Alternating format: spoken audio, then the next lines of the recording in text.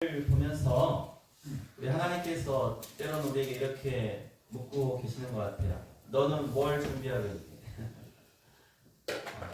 우리 젊은 시절에 또 어린 날에 꿈도 있고 또 계획했던 것 여전히 나는 청년이다 하시면서 노년에도 뭔가를 준비하고 계신 분 계실 거예요. 내가 올해는 무엇을 꼭 이루어야겠다. 자, 그런데 또한 이렇게 우리가 예배의 자리에 와서 그래, 너 은혜 받기 원하니? 너의 심령의 부흥을 원하니? 너의 전도의 열매를 원하고 있느냐고 우리 주님이 묻는다면 여러분 어떻게 대답하시겠어요? 주님, 저 복음의 씨를 뿌렸습니다. 제 마음의 밭을 갈았습니다. 제가 배신자를 놓고 눈물로 기도했습니다. 라고 이렇게 대답하면 얼마나 아름답고 감사할까요? 오늘 말씀에 이렇게 말하고 있어요. 선을 행하되 뭐 하지 말라고요? 낙심하지 말라라고 이렇게 말하고 있습니다. 왜 그럴까요? 착한 일을 하는, 여기서 착하다는 것은요, 세상에 그냥 그러한 착함이 아니고 하나님의 분부하신 일, 우리가 예수 그리스도 안에서 우리가 마땅히 행해야 될 바로 그 일입니다. 그 선한 일을 행함에 있어서 낙심하지 말라라고 이렇게 말씀해 주고 있습니다.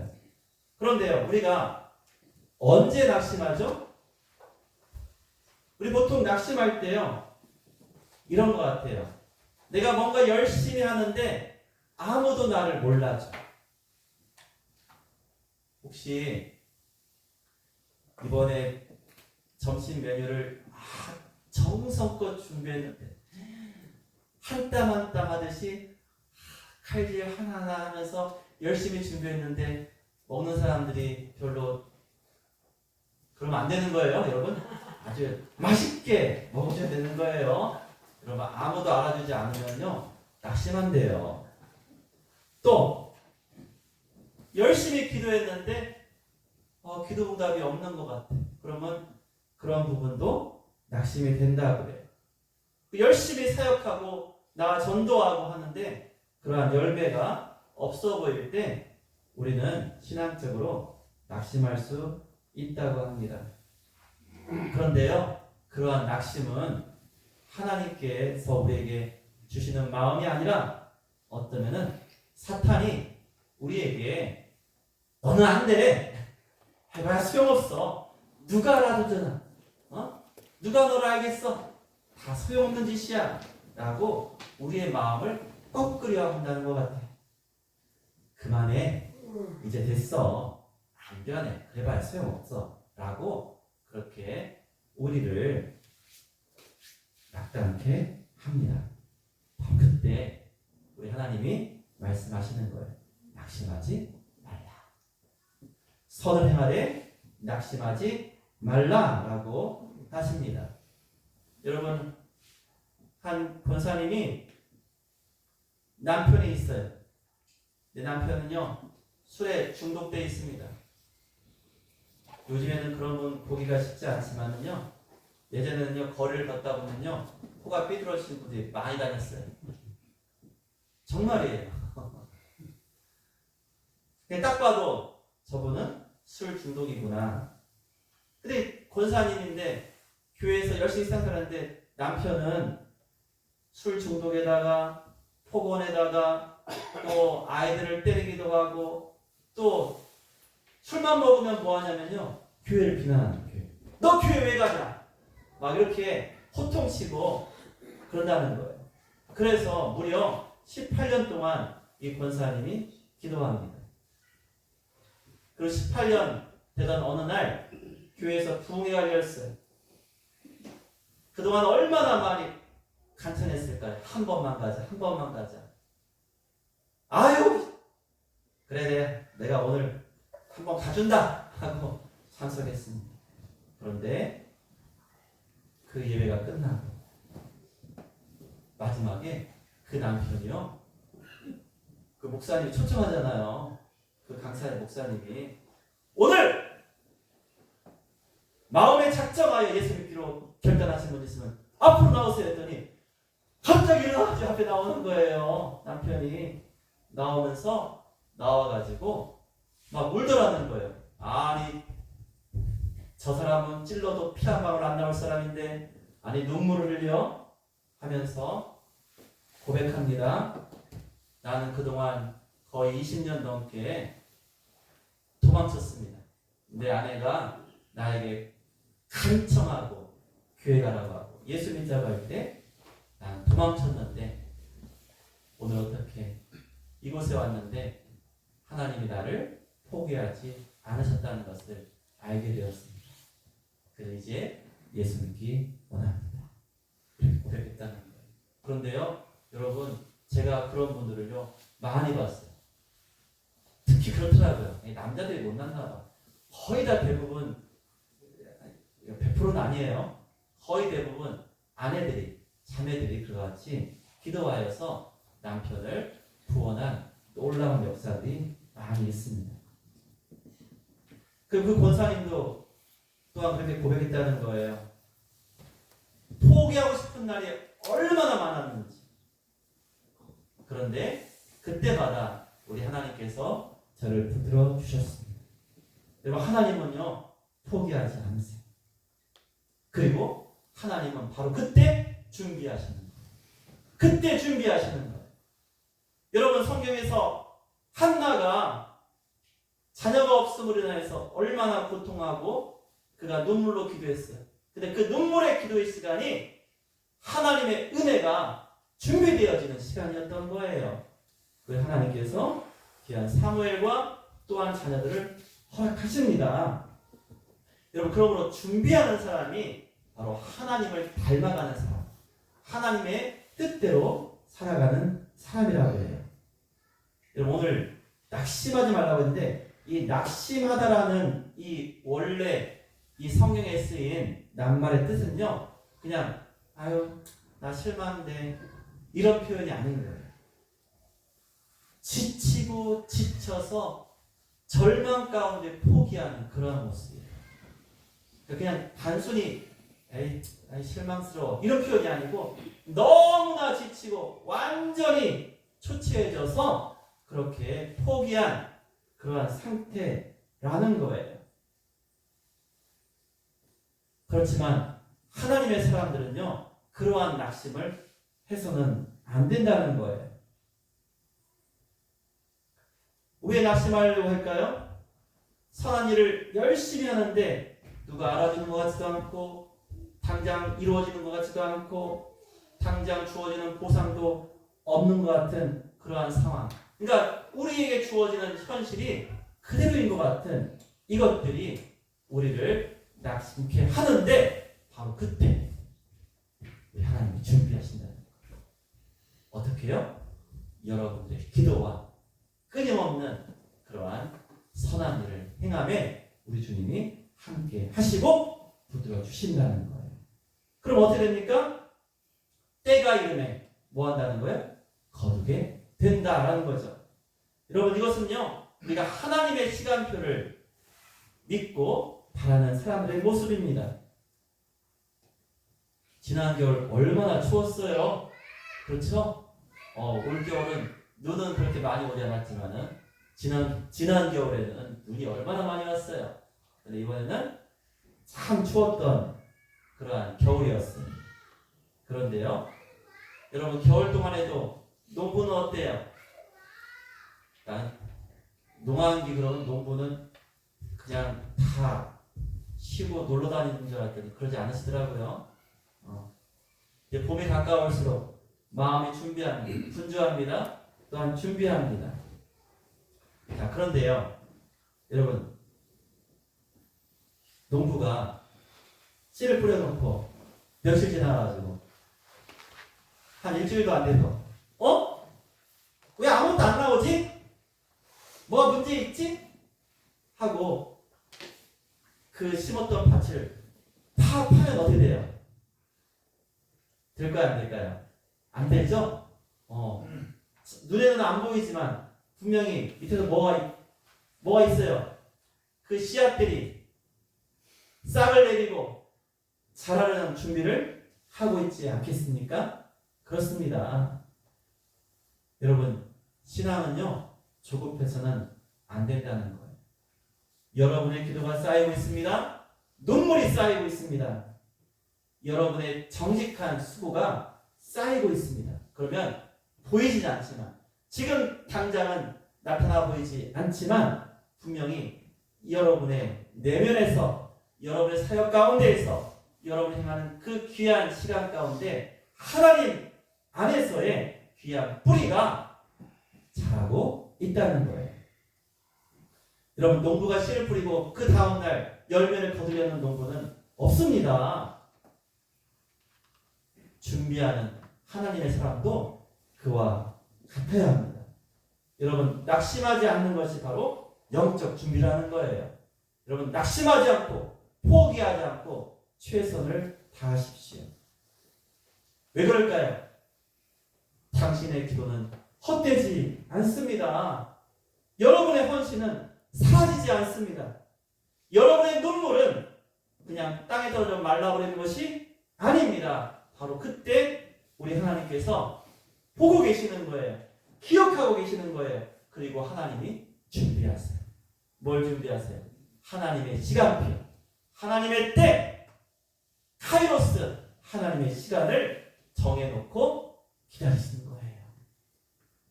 그래서 그때 때가 이르면 거두게 된다는 것이죠. 바로 이것이 우리 하나님의 자녀가 이 땅을 살아가는 우리의 마음과 자세가 되어야 합니다. 그러면 지금은 뭐 할 때라는 거예요? 준비할 때라는 거예요. 준비할 때. 지난 금요일 날 저희 찬양팀과 우리 교사들이 좋은 데 갔다 왔습니다. 근데 마음에 조금 아쉬움이 있어요. 왜냐하면 우리 유진환 집사님, 권솔 집사님은 농부의 심정을 준비할 게 있어서 못 가셨단 말이에요. 죄송합니다. 그래가지고 갖다 드리는 것이 빵 갖다 드렸나요? 네. 여러분, 기회가 항상 있는 것은 아니에요. 기회 있을 때 누리셨으면 좋겠어요. 누리시고요. 그런데 그런 것이 세상의 기회나 즐거움뿐만 아니라 우리가 신앙생활함에 있어서 전도할 것도요, 기회가 있는 것 같아요. 제가 고백드렸죠. 제가 고등학생 때, 고등학교 1학년 때 그 친구 이름이 소영환이에요. 여러분도 기억해 주세요. 소영환인데 제가 전도하려고 많이 노력했어요. 근데 콧방귀도 안 끼더라고요. 근데 반이 달라지면서 얼마 있다가 뭘 할 때면 그 친구가 교회를 다닌다는 거예요. 속으로 좋아했어요. 근데 그 교회가 이상한 이단. 그래서 마음속에 그때 내가 그때 조금만 더 열심히 했으면 하나님이 그 친구를 본하지 않으셨을까. 그런 안타까움이 있어요. 여러분, 어떤 집사님이 이렇게 또한 고백했습니다. 옆집 사람을 전도해야지 마음을 늘 먹고 있었어요. 마음을 늘 먹고 있었어. 그래, 내가 다음에 새생명 축제하면은 내가 꼭 한번 이런 마음을 가지고 있어요. 그런데요, 새생명 축제가 있기도 전에 이사가 버렸어요. 그러니까 그런 것 같아요. 내 마음에 그러한 생각이 들어올 때 하나님이 지금이야 라고 하시지. 지금이야. 지금 말해야 돼. 지금 가서 같이 가자고 해. 여러분, 다 아름다운 사랑 이야기 있으시죠? 모든 사랑을 성공하셨으면 결혼을 너무 많이 했으니까 안 되고, 여러분, 우리가 사랑도 미루면요, 늦으면은 깨져요. 여러분, 우리가 해야 될 놀라운 우리 앞에 사명, 여러분, 전도 미루면 안 됩니다. 미루지 마시고 준비하세요. 그리고 지금 하는 거예요. 지금 하는 거예요. 그 준비와 함께 지금 기도하고 지금 다가가고 그렇게 하셔야 돼요. 그래 우리 뭐 또 5월달에 10월달 이렇게 봄 가을에 하니까 그때까지 한 몇 개월 남았네? 마음의 준비만 하고 있어야지. 이렇게 하지 마시고 지금 만나시고 지금 권하시고 그렇게 하시고 그때는 친구야 자녀야 가자 손잡고 오시는 거예요. 여러분 하나님은요 즉흥적인 분이 아니세요. 십자가는 그냥 어느 날 있던 우연의 사건이 아닌 거예요. 여러분 성경은 말하고 있습니다. 창세 전부터 우리를 택하셨다고 에베소서 말씀하셨잖아요. 바로 창세 전부터 우리 하나님께서는요 이 구원의 계획을 하셨다는 거예요. 또 예수님은요 보세요. 어떠한 사람들은요 궁금해요. 성경 보니까 예수님이 3년 반 공생의 기간은 많이 나와 있는데 도대체 어린 시절 잠깐 뭐 성내가 갔다가 없었다가 만나고 이런 사건들 또 라피드라고 막 토론하는 그런 얘기 잠깐 나오고 대부분 없잖아요. 그럼 예수님은 그 어린 시절 어떻게 보냈을까? 몰라 뭐야 이렇게 궁금하기도 하고 예수님 뭐 하셨을까요? 그 30년 동안 우리 주님은요 그 3년 반을 준비하신 거예요. 여러분 그렇습니다. 준비하신 거예요. 왜 그렇게 오래 준비하실까요?